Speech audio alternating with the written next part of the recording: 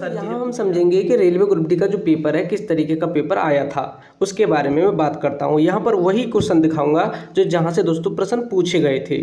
चलिए दोस्तों यहाँ पर हम समझ लेते हैं। यहाँ पर दोस्तों मैं आपके लिए बताऊंगा, जैसा कि दोस्तों मैंने पिछली भी क्लास में आपके लिए कई बार बताया है कि यदि आपने एनसीईआरटी विज्ञान को पढ़ा है तो वहीं से प्रश्न पूछे जाते हैं। यहाँ पर मैं उसका प्रूफ भी दिखाऊंगा किस तरीके का पेपर आया था और किस तरीके से क्वेश्चन जो है पूछे गए थे। चलिए दोस्तों आगे हम समझते हैं कि सबसे पहले एनसीईआरटी से जो प्रश्न पूछे गए हैं उनको हम पढ़ लेते हैं। यहाँ दोस्तों आप पढ़ पाएंगे, यहाँ पर लिखा हुआ आप समझ सकते हैं। यहाँ पर लिखा हुआ है कि कौन सी आकृति फ्लोएम में भोजन की गति का सही निरूपण करती है।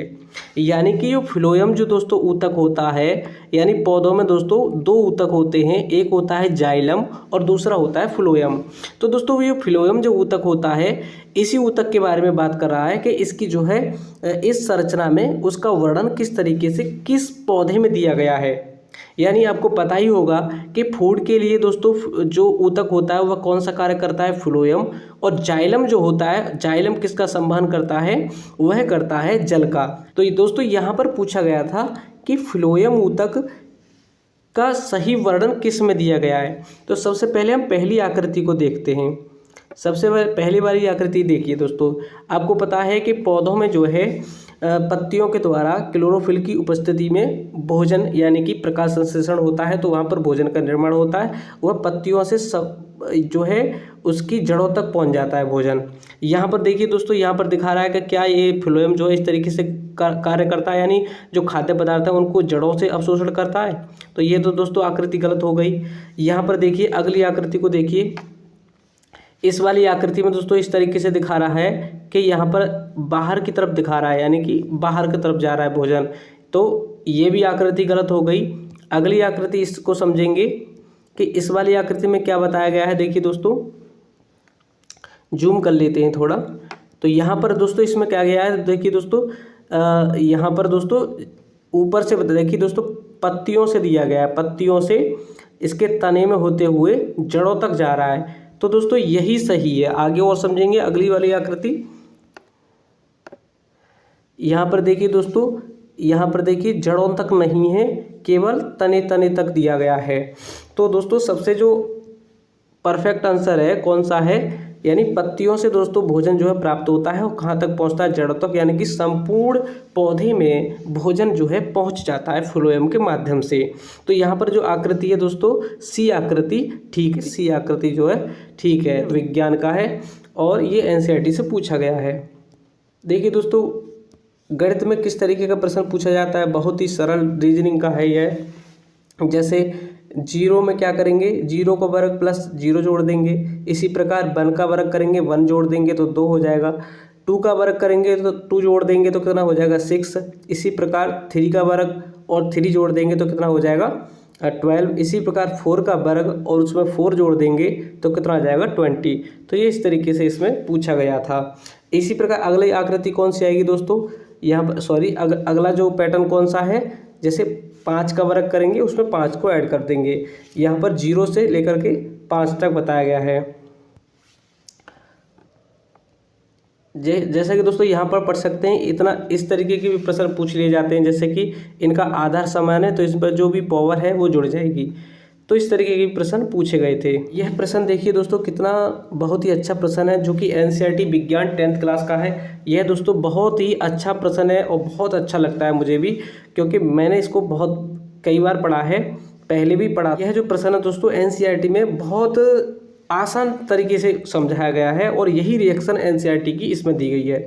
इसमें पूछा गया है कि ब्लीचिंग पाउडर, जिसका सूत्र क्या होता है, CaOCl2, जिसको ब्लीचिंग पाउडर के नाम से जानते हैं, उसका दोस्तों बनाने की जो रासायनिक अभिक्रिया है उसके बारे में पूछा गया है।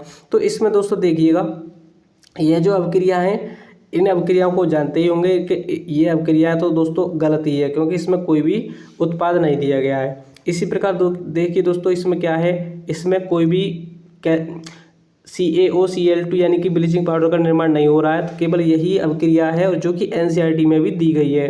तो इस तरीके से आपको यह समझ सकते हैं कि रिएक्शन भी पूछी जाती है। यहाँ दोस्तों आप समझेंगे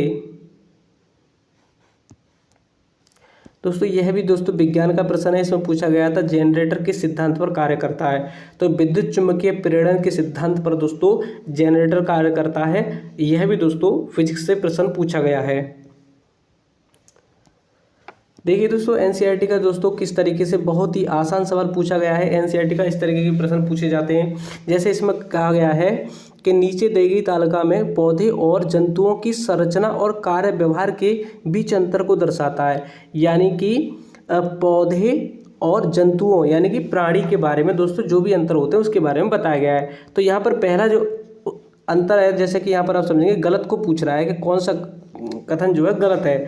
तो पहला कौन सा है दोस्तों, ये कह रहा है कि पौधे अचल होते हैं, तो ये तो ठीक है। ये कह रहा है कि इसमें भोजन के बारे में बता। दूसरा कह रहा है कि अधिकांश ऊतक इसके मृत होते हैं, अधिकांश ऊतक इसमें जीवित होते हैं, तो ये दोनों बात ठीक है। प्राणी के लिए दोस्तों जो पौधों के जो पादप ऊतक होते हैं अधिकांश मृत होते हैं, जबकि प्राणी के जो है यानी जंतुओं के जो ऊतक हैं जीवित होते हैं।